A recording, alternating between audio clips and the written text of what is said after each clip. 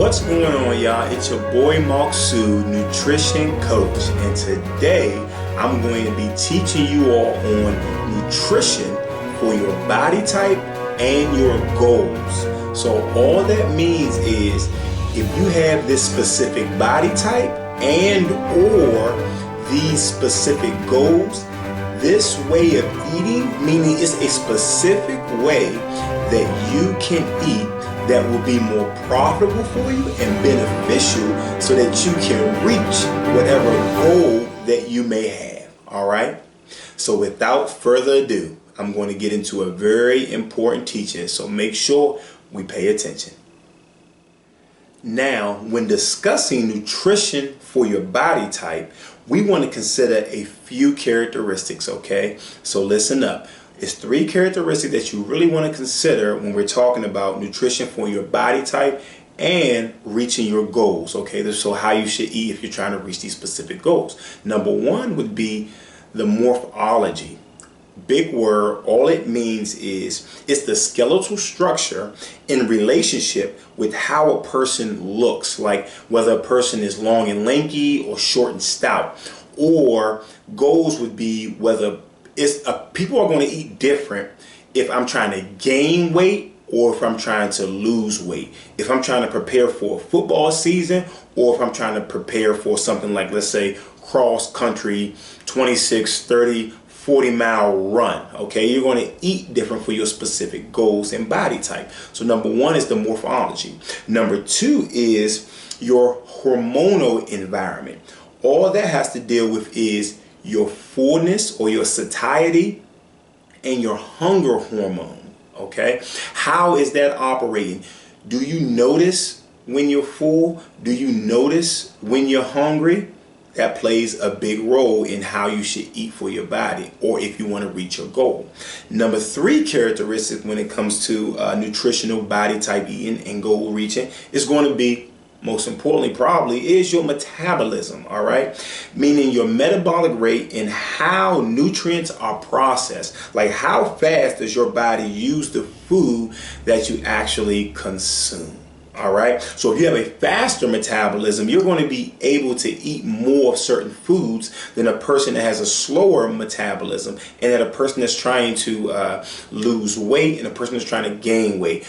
All of that is going to be completely different. So remember, the 3 are your morphology, which is your skeletal structure in relationship with how a person looks. Number 2 is your hormonal environment, which is your hunger and fullness cues. Number 3 is your metabolism, which is just your metabolic rate and how food is processed. All right. These 3 characteristics of a person play a major role when it comes to nutritional body type eating and eating for your goals.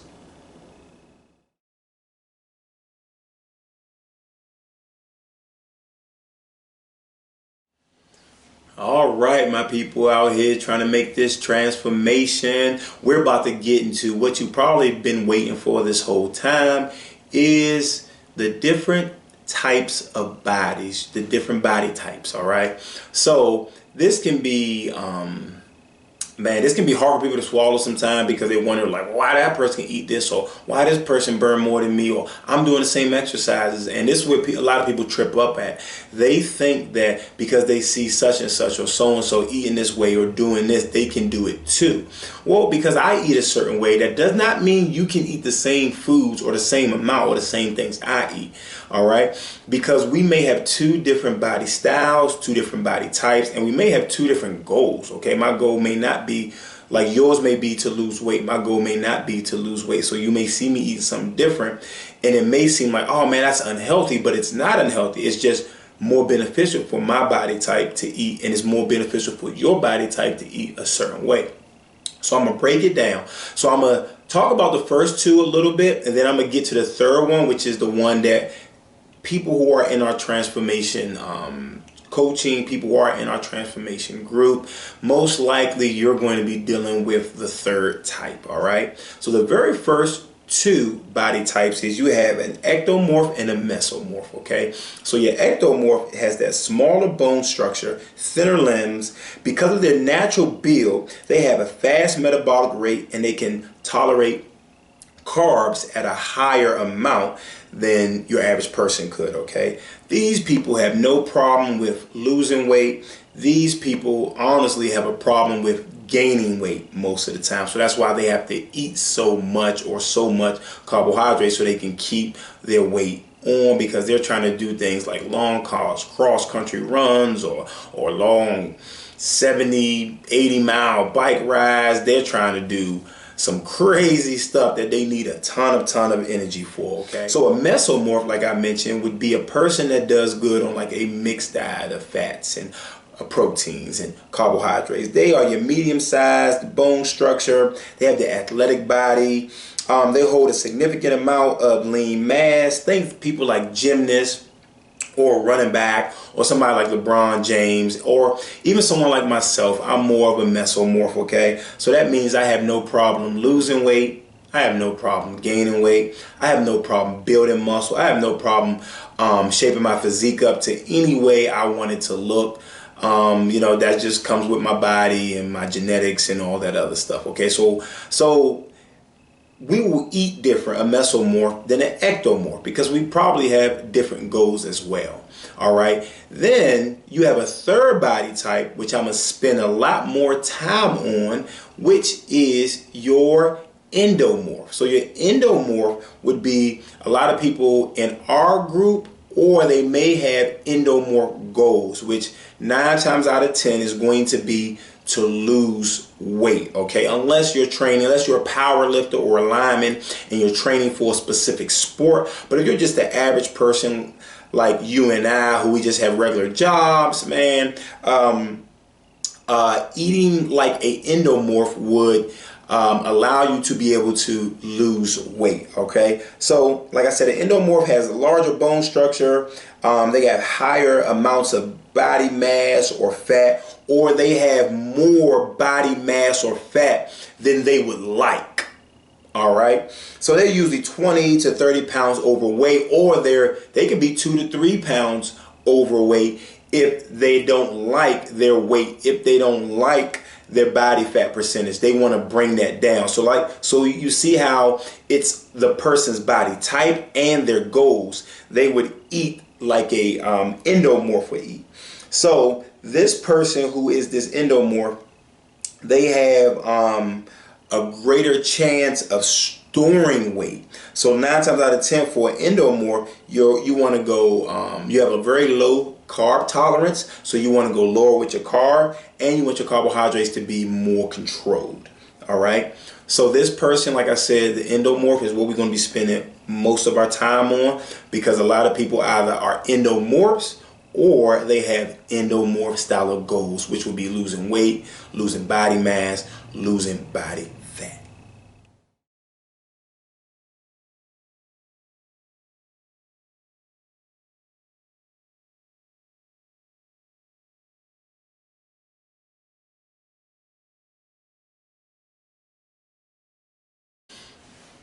All right, now sticking with the endomorph, okay?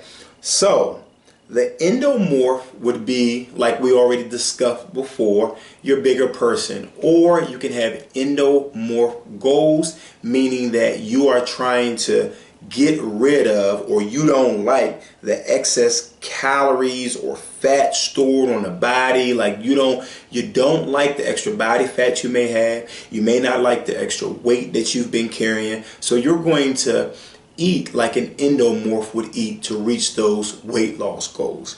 And for men and women, obviously it's going to be different, because men and women obviously are different. All right. So for men, you're going to eat between, and these are per meal, you're going to eat between 1 to 1.5 palm size servings of protein per meal.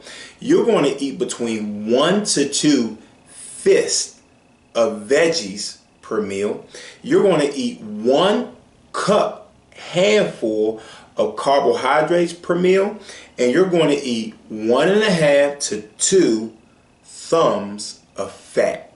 All right, so that would be on your average meal. Then if you was to snack, 9 times out of 10 for an endomorph, you want to reach for protein first, veggies second, fat third, especially if you're low on energy, because fats are your body's second source of energy, and you want to reach for carbohydrates last. All right, so let's say if you go back for seconds on a meal, you want to go protein first, veggies second, fat third, carbs fourth. Let's say if you want to snack, instead of grabbing that extra, let's say banana, which it is healthy, you may want to snack on some Greek yogurt or some cottage cheese, something that's not carbohydrate laden. But if you do, stick to, look, 1 cup. All right, and this is going to be key. So this is a more restrictive way of eating. This is why we usually present this way last, because we want you to develop the skills first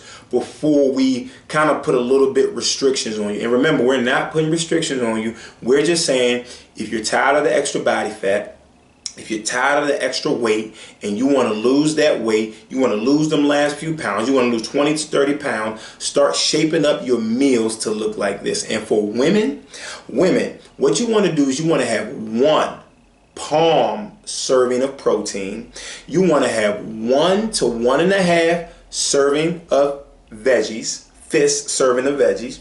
You want to have a half to 1 cup handful of carbohydrates. So let's say, man, that's crazy. So like a half a banana would be a serving size. You might want to go with a quarter of that banana or a third of that banana. Okay, but you can go still with a half a banana and that would be okay.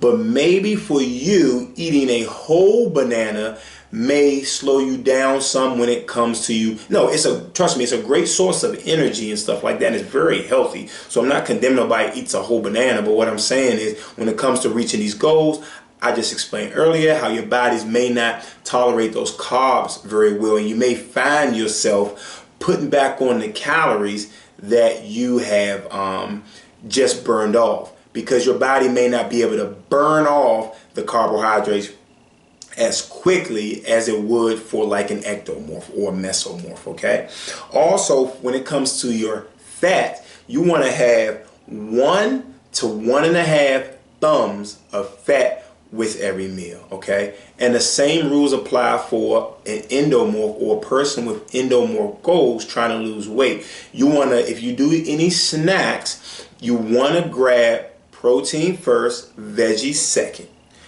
fats third, carbs last. Okay, so a person who is eating like a endomorph for the goal's sake, or just that's your body type, you're going to be less carb tolerant. So you see that your carbs are going to be lower, but then you're going to be able to get great energy from your healthy fats. So start to get familiar with those. Those are good for you. All right.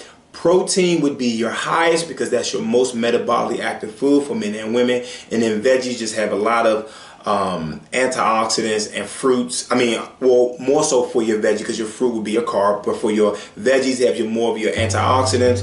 It has your vitamins, your minerals, your nutrients in you to keep you healthy, and it won't really store as fat like that. But that don't mean overeat it. That just means eat it in its proper portion size, and you should do.